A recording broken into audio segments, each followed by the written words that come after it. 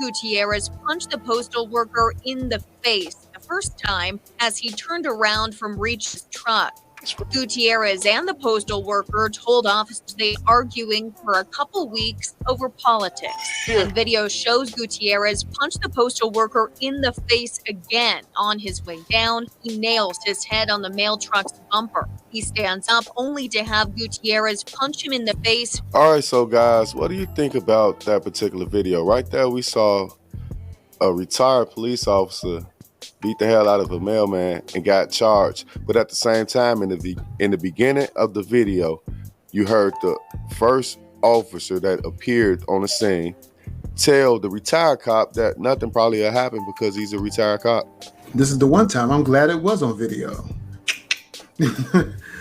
And that's just, I see this trend a lot. You know, these cops, they basically have what we call 007 methodology, you know, license to kill, license to do whatever they want to do.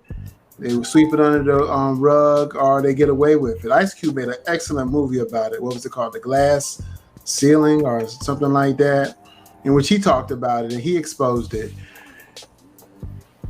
I'm just glad that part was heard, recorded, and turned over. So, because honestly, with how many times did this happen in our country where there's no evidence or the evidence is buried? I know here in Durham, there's evidence of a young man. He died in the back of a police car. Oh, but for some reason they can't come up with the video of that particular incident, knowing that the cops likely snuffed this boy, but there'll be no repercussions because there's no evidence to support that per se. But that he was asphyxiated. But that's all they're saying. How is he asphyxiated? He can't kill himself if his hands are handcuffed behind him. I'm just thankful that it was shown, that the video was shown and exposed. Day by day, we show more exposure to how corrupt the American Police Department is. And I'm thankful for that. Will there be any change going forward? I don't know. When we say defund the police departments, we're not saying take funds away from them. We're saying take away excess funds that give them military type weapons and other things that do not benefit the common man. I think for me, it goes to a point of the fact that, okay, you know, let's take the retired cop out of it. Let's take all of that out of it. Just the fact that someone showed their privilege, because that's really what this was. You know, you guys are getting into it over political, you know, views. Everybody has their own political views. To attack someone because they've been getting into it over a couple of weeks off their political views is no different than the video that you guys were talking about earlier about the rapper and the 17-year-old having a fight. It's the same thing, except for here, once again, it was recorded, you know, probably some neighbor, you know, just recording it like, okay, what's going on here? But to me, it shows a little bit of privilege here. So you think you can attack someone, and the thing about it is the postal worker, he was in uniform, he was doing his job, he didn't attack him back. So I will say a lot for that in regards to strength of the mindset of, you know, who that person was. But to me, you just showed another sign of privilege, and you think there's nothing wrong with that because y'all had a beef behind politics. You attack someone. I was waiting to see on the video where he was going to end up in handcuffs. What happened to that? I was waiting on the part where I almost felt like he'd get hurt or something like that in that video. You know, seriously hurt, getting punched by that ex-police officer like that. You know, police officers, they train that. You know, and even after they stop training, after they stop working as a police officer, they usually stay in the gym and stay fit and things like that. So this is a big guy coming at a regular postal worker. And like you said, regardless of a job title or anything like that, he's exerting his privilege. So, I mean, how solid is the mentality of these police officers and things like that that's been living their whole life with an idea that they're above everybody, you know, and that they can do anything, that they can kill. You know, the regular person don't have an idea that they can just kill at will, or they can kill for almost any reason. You know, the regular person doesn't even have the idea, but a police officer, he feels like, you know, he can, if he does something wrong, then it's a matter of paperwork and how we word it. You know, it's a matter of, you know, how far, who we let know the truth and things like that. And, you know, when they have all those connections and things like that, it's kind of scary. It's kind of scary. And it brings me back to when you said, are we presidents in our own neighborhood?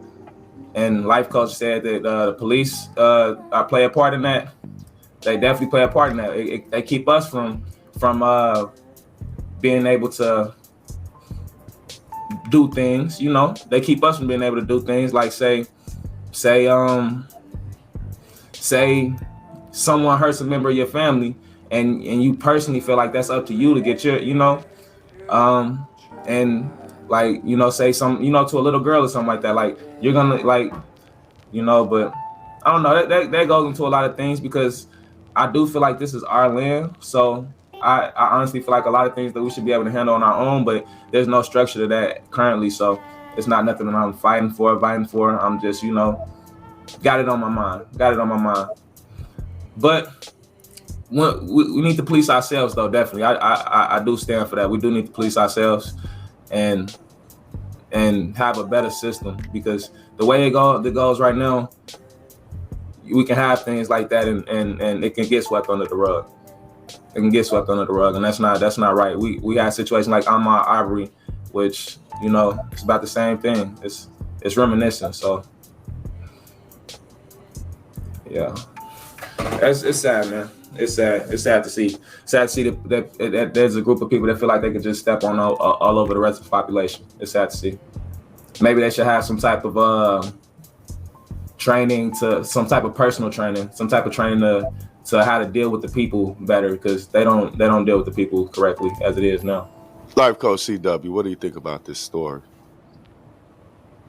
I mean, the story is always tragic. Anytime you see someone getting assaulted, especially a postal worker doing their job, that's always, you know, that was. I'm 46 years old, so it was rare, you know, coming up. We messed with the mailman. And the mailman would be the only person that really make it through. Don't nobody else make it, the mailman make it. But in contrast to the last topic we was talking about, the first topic we was talking about in regards to the female doing the record of the brother of the shooting on O Block versus a video being recorded in this community, how the privilege of whoever recording this video is not in fear of their life, or they're not worried about no retaliation in that community. Whoever recorded it, and also the postal worker and the police officer, both of them you still had one that was mentally able to suffer through the assault, and then you had another one who did the assault, who lied and was lying on the postal worker, but still at the end of the day they both walked away from each other. Versus in our community, in the urban community, you know, you had a fight, then you had a shooting behind that, and then you had a person who videoed it suffered. So those two videos are in contrast. Like this dude is the last video does display that you could video something, give it to the people. The person who video don't have to worry about getting hurt, and people can endure an assault or a fight and still live to see another day. You know, and that comes to question, like what is wrong with us in our community? So wrong with us in our community is that even if you suffer under an assault, we still somehow believe that we must kill or take another person's life.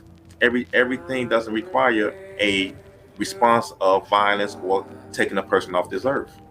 And somehow we have became, as Candace has said, we have became mentally conditioned to believe these things. And also, last point I'm making is with the police officers. Hey, the police officers, at the end of the day, man, they are trained for war.